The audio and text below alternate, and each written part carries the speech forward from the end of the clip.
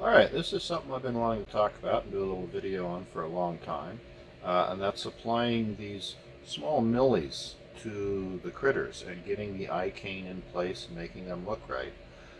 There are different ways of applying millie. When I first started, one of the ways that I learned was you'd grab a big old thing of whatever millie you wanted to be using, and it would be a long length of it generally, and you would heat up the end, and after your piece was in place you would apply it in and then wiggle it and snap it, hopefully leaving the right amount on the piece. It doesn't always leave the right amount, and quite often, if you were puntied up down below to the other piece, it wouldn't take the wiggling, and boom, you wind up holding your piece using the millie cane as an improvised punty all of a sudden.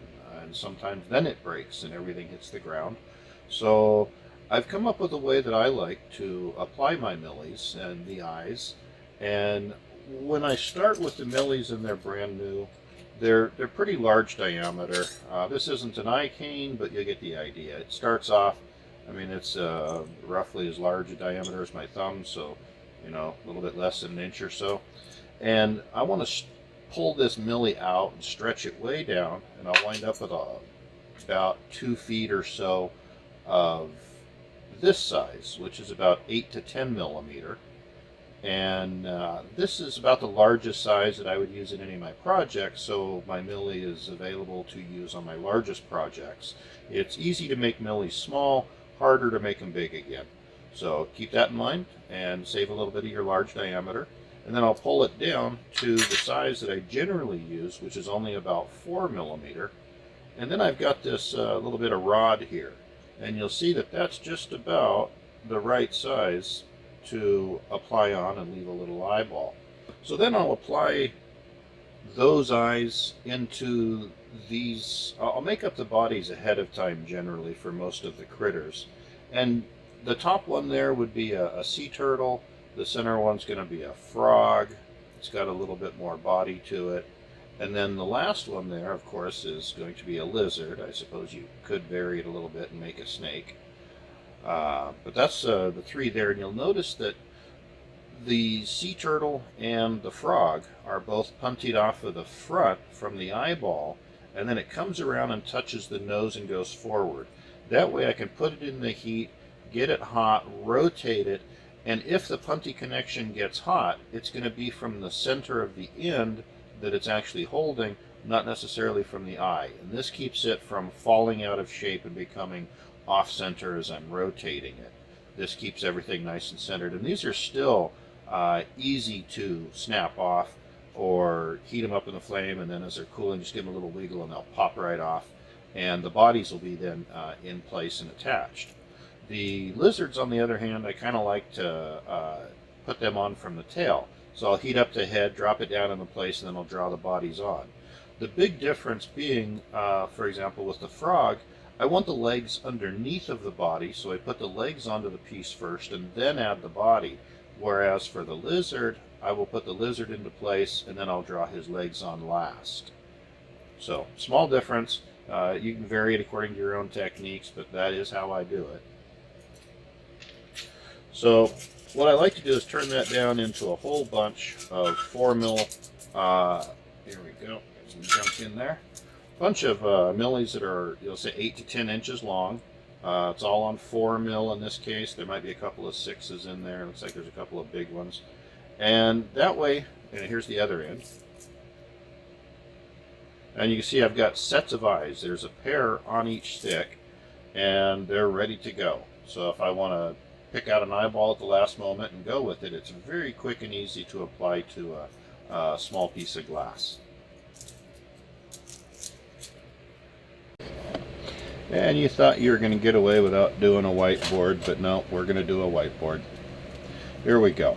So we want to make this big cane eye eye cane into something that we can use in the level that we're making, which is down around 4 millimeter diameter. So I'm going to start off with that big one, have a handle on one side, and I'm going to pull out a large amount of it down to that 8 to 10 millimeter, and I'm going to pull it again down to that 4, which is what I'm going to use. And then I'm going to cut up a whole bunch, probably 20 to 40 8 by 10 clear rods, just snap them off, bring them down to size. And then when I take the eye cane, and this is magnified, blown up quite a bit just so that we have some clarity there. And this is the cutting edge of the arrowhead marver, whatever kind of bevel rounded kind of marvering tool you've got that you like to edge things with, and use that. So we're going to weld up the eye cane to the 4mm clear, and notice the bulge of the 4mm clear is here, and it's going to be clear because the clear heats up faster than the colored piece. Colored pieces take longer to heat up, and they hold heat longer within because they have metal oxides and metal salts in there that affect the colors, and those things weigh more than the silica boron flux kind of thing that the glass is made out of. So they will retain heat longer and take longer to heat up, and you can use that to your advantage. After you weld these two together and begin letting it cool, this is going to set first and become cool enough to be rigid, and this will still be movable and pliable. And by marvering it right at this little edge here, we're going to leave a sliver of the material there up against the clear, which is coolest. We're going to have necked and constricted a little zone here, and as it cools, we'll bend it just a little bit back and forth, and it's going to snap right off, leaving us whatever size sliver we want of little bit of milli cane right here on the end, backed by clear. That way when we apply it to the piece, we're going to have the two hot sides coming together, the flames going right through there like that, and then we weld it on, make a nice connection to it, and then cut it off right about there, which is leaving a little bit of clear on the surface of the eye to become the cornea, which magnifies your milli cane design. Very quick and easy. If you're building it and you're done with it, then you don't need to, but if I'm going to apply it to a piece, again, I do that thing where I heat up this rod here after I've cut the end off with the flame and applied the milli. I've still got that 4mm rod. I'll heat up about 1 inch of the end and then stick it onto the eye, pull it around and bend it, and tack it just the lightest possible way to the tip of the nose. We don't want to damage our design, so it's just the lightest little touch. It doesn't take much to hold it, but it's very helpful to have that little tiny attachment point there. And that way we're back to, you know, our piece here. All right, well, that's it for the whiteboard section. Let's get to actually doing it. Alright, so now that it's pulled down to 4mm, let's go ahead and work it from there, because this is the interesting part. I'm going to take my 8 to 10 inch clear 4mm diameter rod, because again, that's the size I want to finish it up with.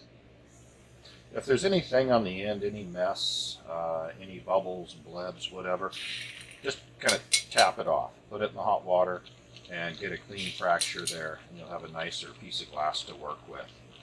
You don't want to work with them when they're dirty or they're bubbly on the end. So I'm going to gather just a little bit of material on the clear, heat up the end of the milli cane, and build up just the tiniest little bit of bulge. And you can see how the clear goes beyond the bulge and back down, and on the way that it gets back smaller coming back down, that's where we're at on the milli. So I'm going to put a little bit of heat right there, and we can come right up to the edge of the little marvering paddle, and a couple little turns, and you see we wind up with just the tiniest little sliver of milli there. And often enough, you can even take that small amount and divide that in half if you want to. I like that much depth in the finished milli in the eye, so I'm going to leave it right about there. I'm going to do up the other side.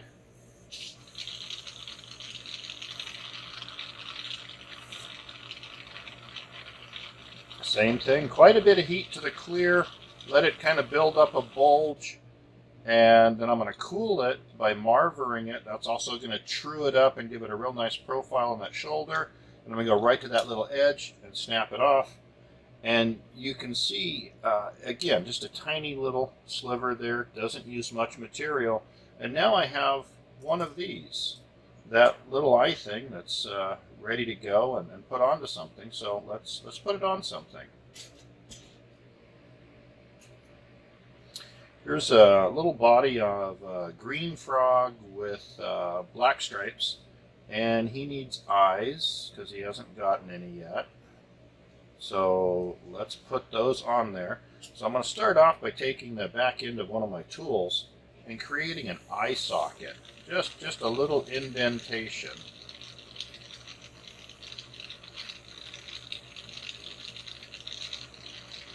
That will receive my little piece of milling.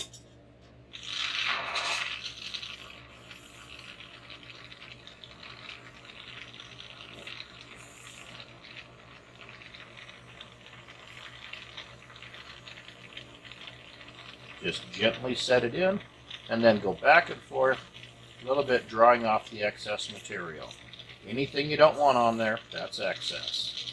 So I left a little bit, that's my cornea, and it's going to be a nice clean little eye in there.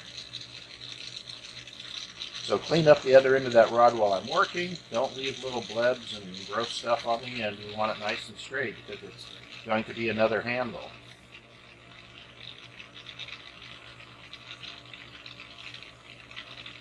Set it on very gently, and again back and forth, drawing off the unwanted material. And again, just a moment to heat up the end of that 4mm rod, a quick marver roll down there, and it flattens it out, makes it straight, and now I can actually use that as a handle with a nice clean end on the other side. Remember that this end is hot also, so don't touch it while you're working, let it cool. But I'm still going to use it as a handle. I'm going to heat it up about a whole inch of the end.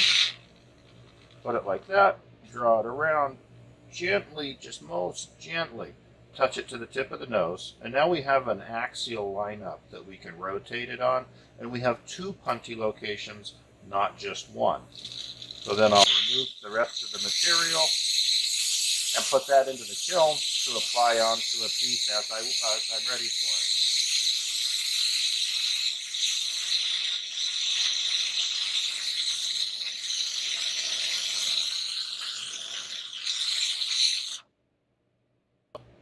Clean him up, and you can see what we've got there, our little frog with his eyes in place. Very hard to mess up when you've got every little piece done ahead of time and you know that they're all good and ready to go. So it's just a bunch of simple steps, and you can put nice little detailed eyes in your critters. All right, well, thank you for watching. I hope I didn't run this one too long, and we'll see you soon.